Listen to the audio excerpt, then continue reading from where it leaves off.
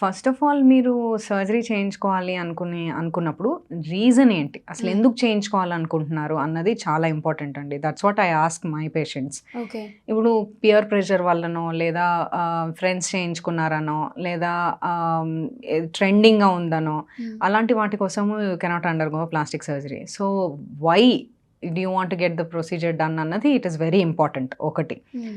And దానివల్ల మీకు pros and cons explain చేస్తాం. ఆ హ్మ్. సర్జరీ చేయడం వల్ల ప్రోస్ అండ్ కాన్స్ ఏంటి అన్నది.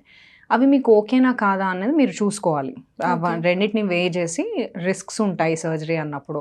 అవన్నీ is it worth or not అనేది చూసుకోవాలి. You should be realistic and అవి యాక్సెప్ట్ చేయగలగాలి. అందులో హ్మ్. వచ్చే పోస్ట్ ఆప్ కాంప్లికేషన్స్ కానివ్వండి అన్నీ కూడా మేము ముందే చెప్తాం. హుహు. ఇలా జరగొచ్చు అని.